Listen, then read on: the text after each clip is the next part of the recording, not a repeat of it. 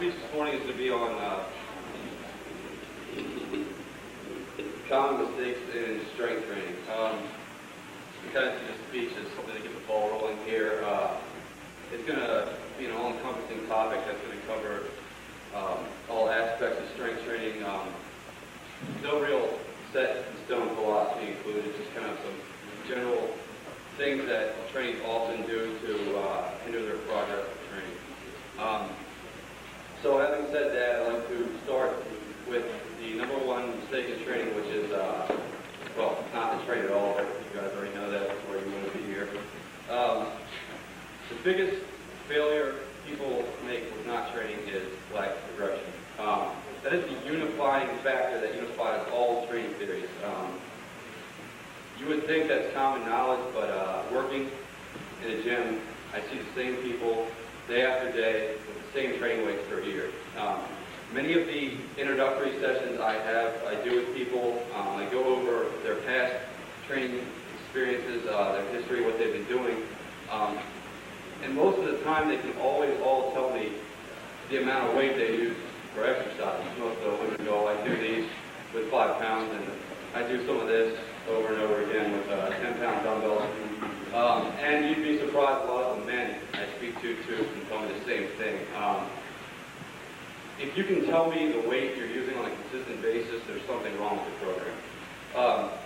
I'm not saying your strength should be going up every single workout, but that's the goal. Gradual increases in resistance is the bottom line in strength training. Any theory that gets that done, any style of training that the end result is an increased amount of resistance, is going to yield some benefit over time. All right? Having said that, I think one of the biggest things that hinders people's progress in strength training is simply focusing too much on cosmetic appeal. Training for the sole purpose of looking better in a bathing suit or on the beach trying to, get chicks to come to you wherever you want. But I just think there's something inherently wrong when somebody refers to their bicep peak as being beautiful. There's just, you got to change. That's not a very intense attitude. Most of the time, aesthetic gains from workout to workout aren't very noticeable. So if you're concentrating on looking better, it's going to be a lot more slow and agonizing type of routine you're going to be going through. Strength, on the other hand, is a very objective means.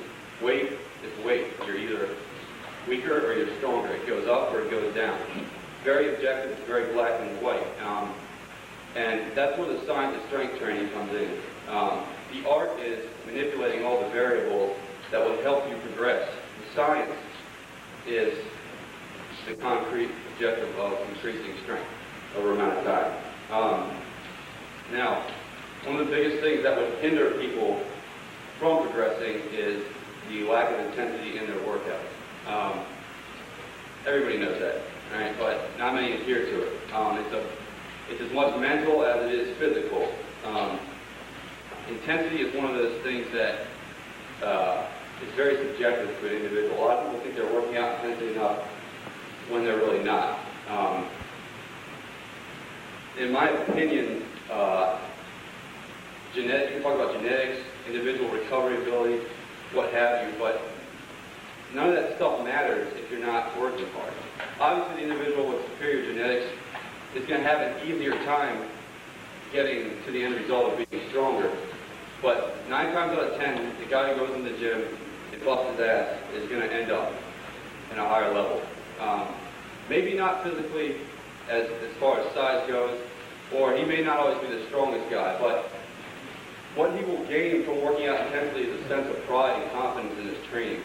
I know I'm not the biggest individual or the strongest individual, but the one thing that I take pride in when I walk into a gym is seeing everybody else around me half-assing it. There's a guy with 25-inch arms in the corner, pumping out 20-pound dumbbell curls while I'm sitting there deadlifting, sweating, almost puking my brains out. I take pride in that.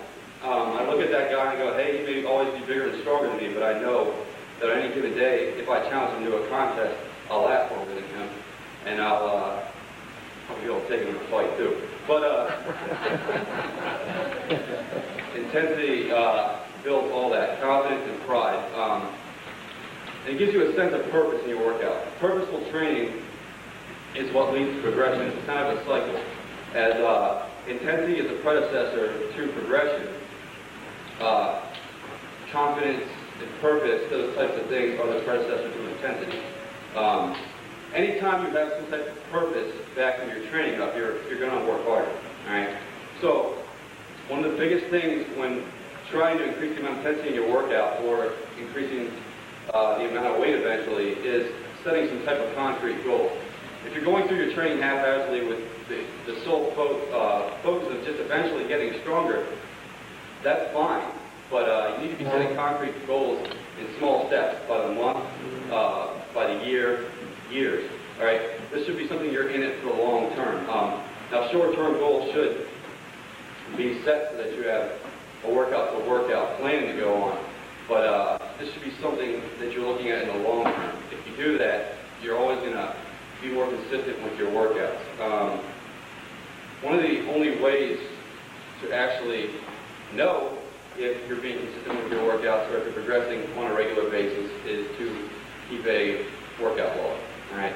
Which is something that would appear rather obvious as well.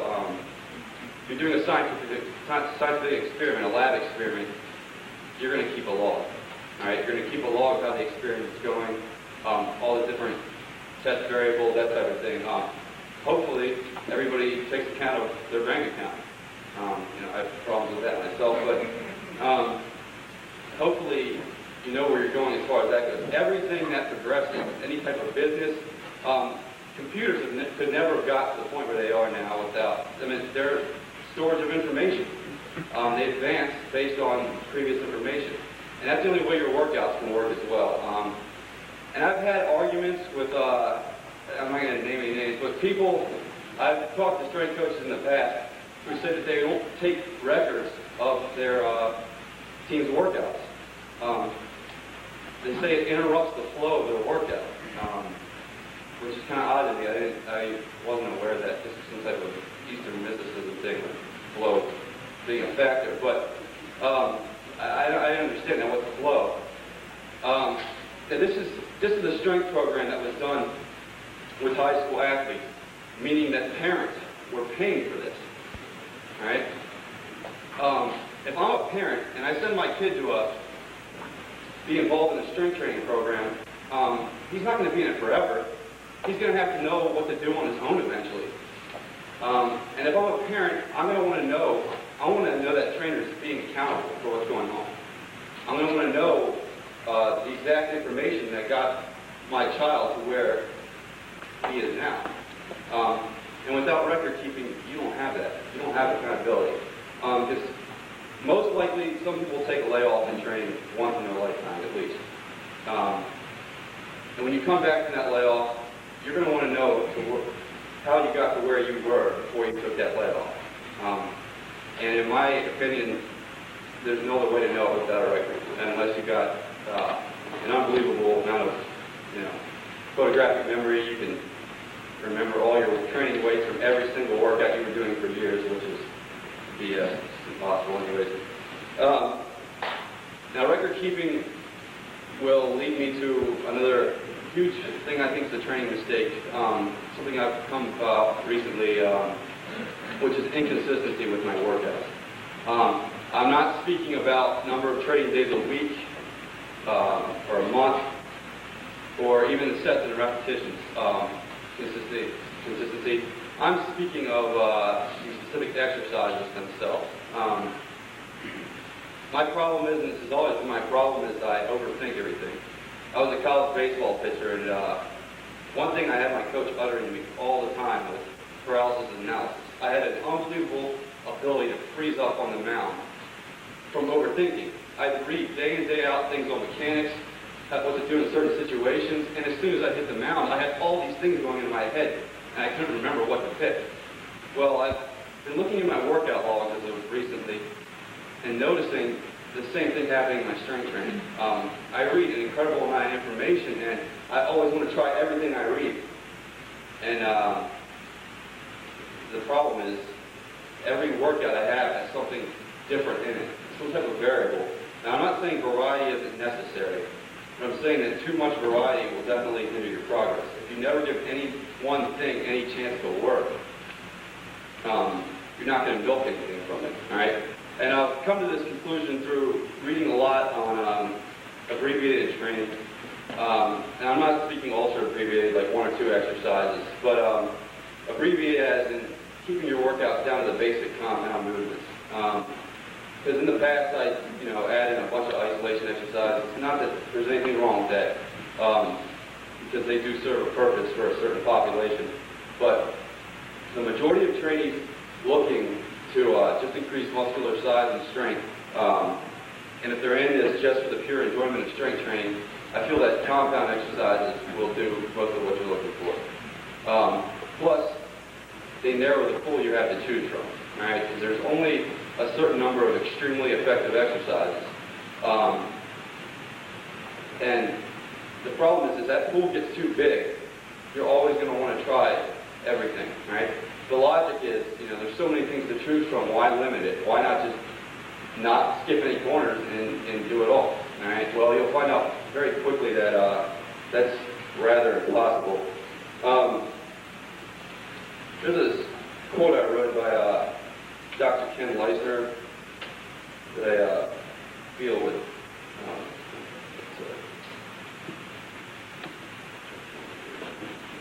Well, I'm not going to read the quote. You can't find it. But the quote pretty much states, he feels training is a stimulus to the organism.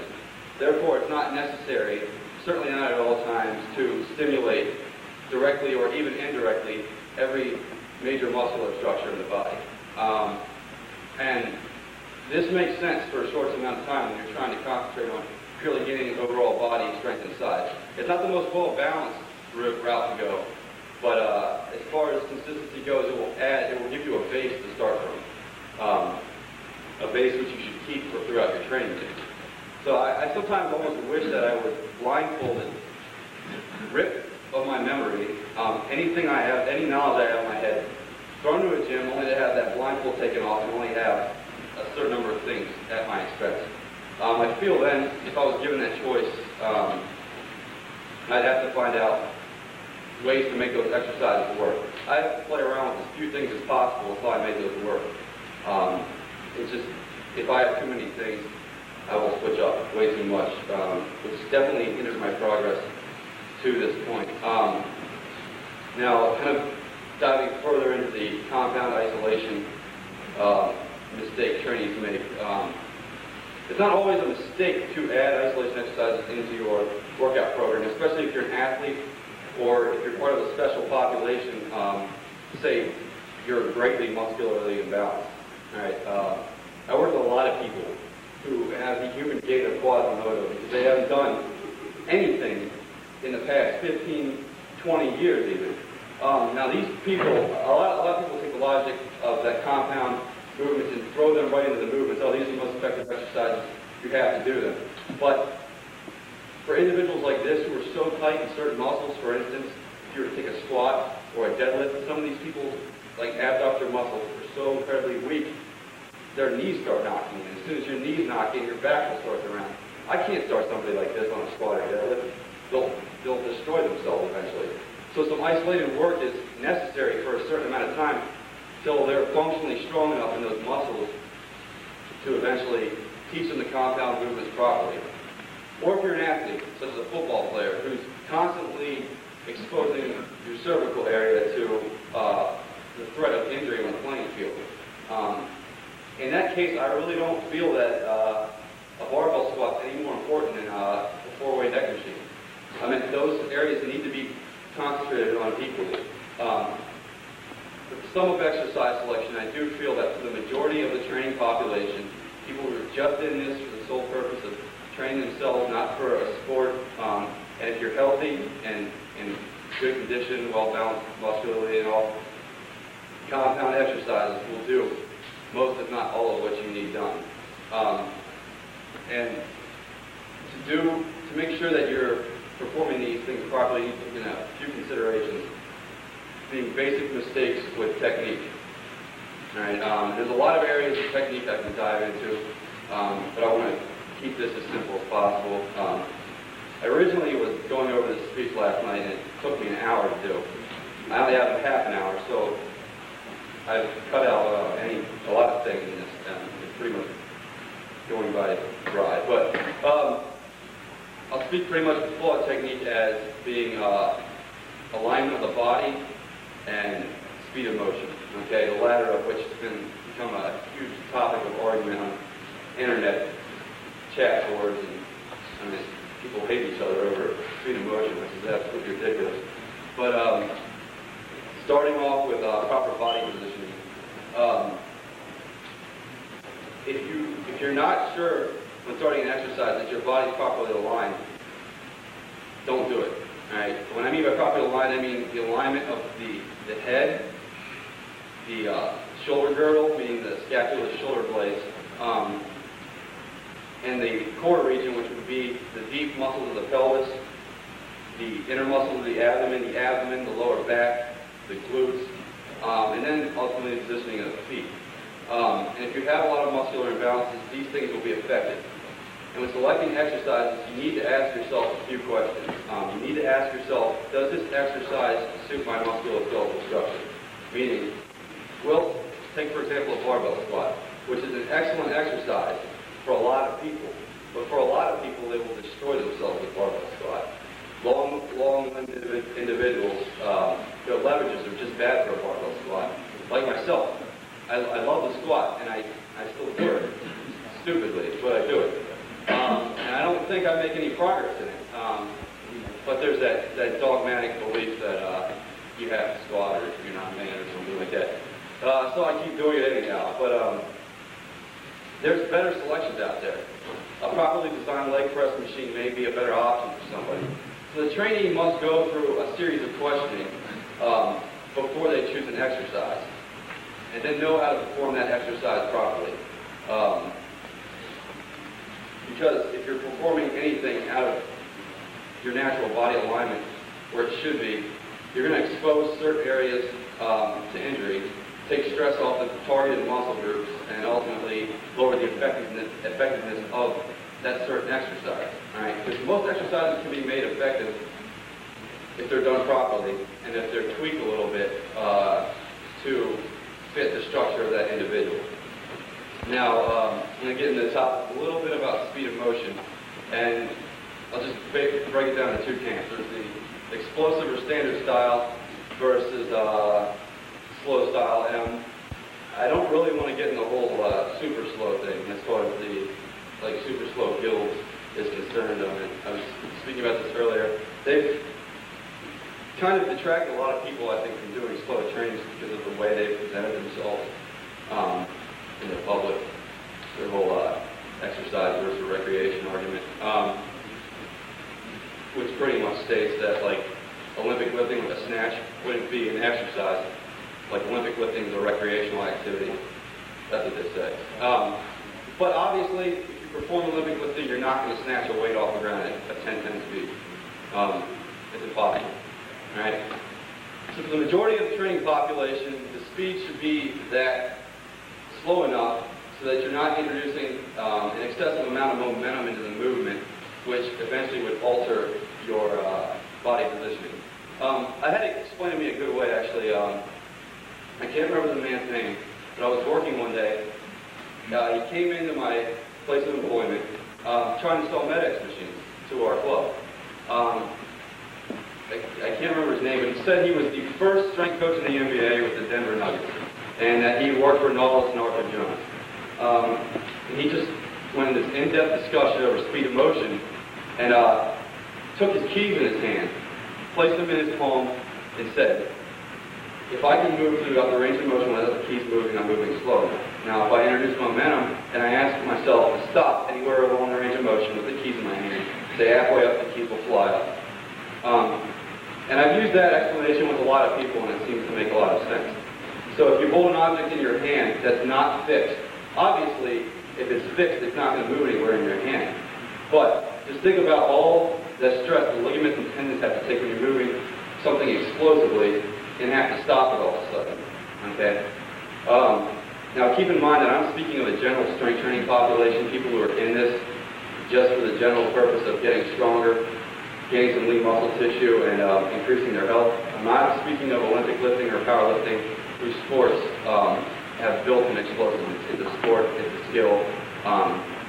You do that activity, you take the risk of what you're doing, and it's part of your sport. All right?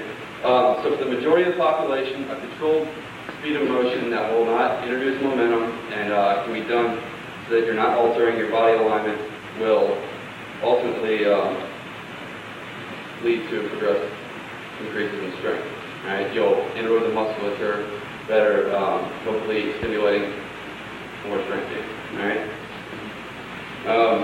Which leads me now to overtraining. All right? A very big topic of conversation, something a lot of people don't know they're doing, and also something a lot of people have diagnosed themselves with, and a lot of it's mental, I believe.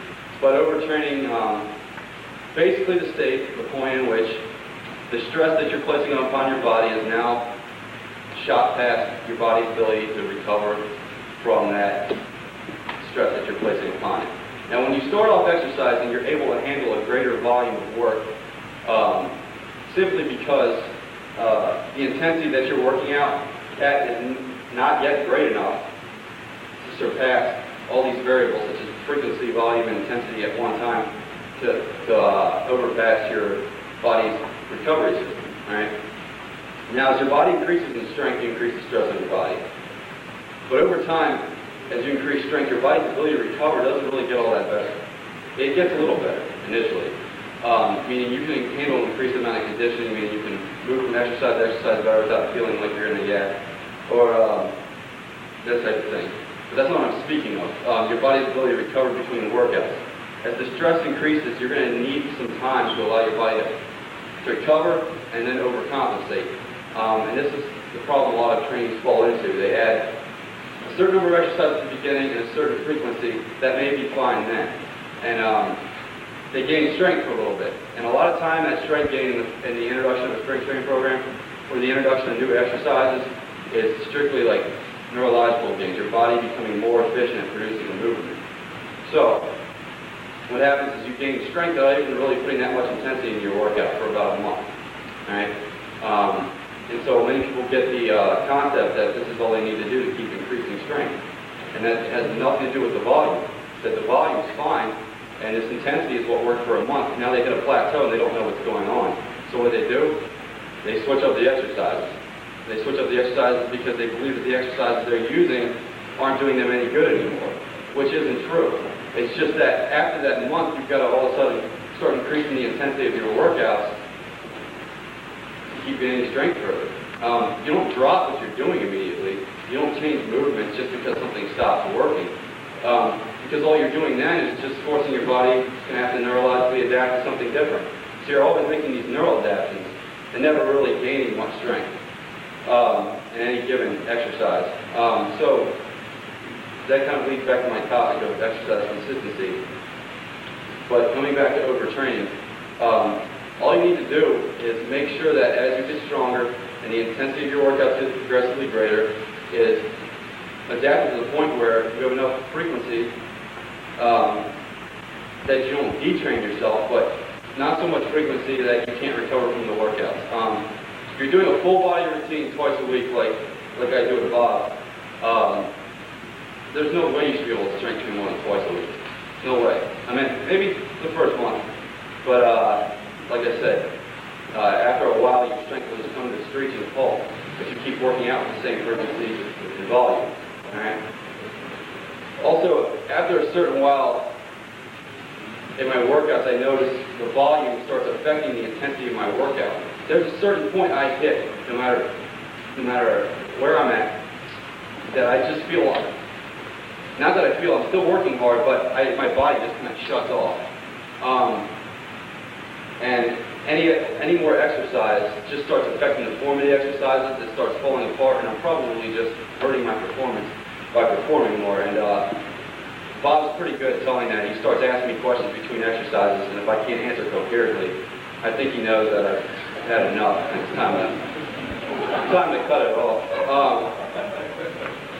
And also the people in the metro can usually tell they're going to slouch in the seat looking like I'm, I don't know. They must think I'm a homeless person or something. But you gotta find those point in your workouts where the volume starts negatively affecting your intensity. And this comes back to record keeping. You're not going to know unless you keep records. Each workout you do is based on your previous workout. I got a good concept of this I was reading that Steel Spiel column and Cyber Pump. Dr. Doug McDuff did an interview, and they asked him, they always ask, what was your hardest workout experience? What was the hardest you ever trained? And he said, my last workout. My last workout's always the hardest. That should always be the way it is. You should be able to look back on your record chart, see what your last workout was, and adjust accordingly. And if your strength gains have been stagnant for a while, you do a few things. You either drop the volume of the workout, or you decrease the frequency that you're working at. Those things should almost automatically shoot your strength up. If they don't, I look back again at the intensity of your workout. It may not be sufficient enough to be producing anything. It may not initially be the volume and frequency, but if you're going all out, those are the first places you look on your record keeping is the volume and frequency, and adjust those accordingly until you start gaining strength again. And I wouldn't take this to its logical conclusion by only performing a routine once every 21 days. I think that's just a little excessive. I think you're not giving your body any recovery credit at that point. But I don't know. I've never experimented with that. I think I'm a product of the ADD generation. I can't concentrate on anything for more than 2 seconds. If you ask me to wait 21 days between workouts, I'd probably gnaw my fingers off. So I think that the enjoyment factor is huge in overtraining as well. If I had to wait 21 days between my workouts, I wouldn't make any progress at all. I enjoy strength training too much to do that. And that may ultimately hurt my training if once every 21 days is what I really need, but so be it. I'm not willing to wait 21 days to work out. So to sum up this discourse here, I hope this is just a basic foundation for what's to come. These speakers, I'm just the opening band. The rest of these speakers are the main act here, and they're gonna let you guys a little more in-depthly understand all the basic concepts in strength training, and maybe some more advanced concepts. So, if there's any questions, I'll field them now.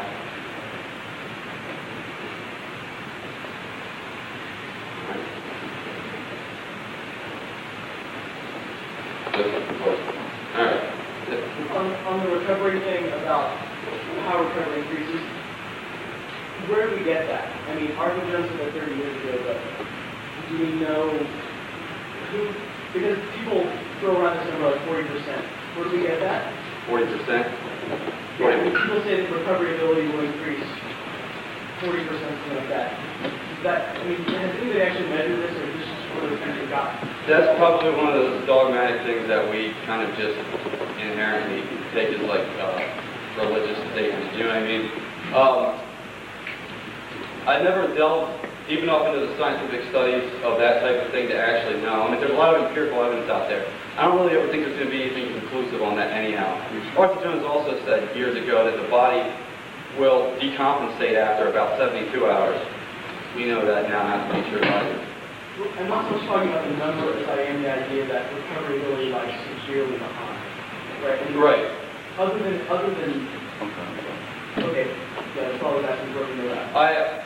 I think empirical evidence is on that. I mean, like, I think unless you're extremely genetically blessed or you're, injecting something into yourself, your recovery ability just is nowhere near as good as, it's just eventually not going to be able to handle the stress you're placing upon your body. Now, Olympic lifters and a lot of powerlifters work out more frequently than that. But keep in mind, they do a lot of skill work as well. They don't train to, not always, it's a lot of most Olympic lifters don't. The Eastern Bloc countries will train twice a day. It's a lot of skill work. You're not training to muscular failure.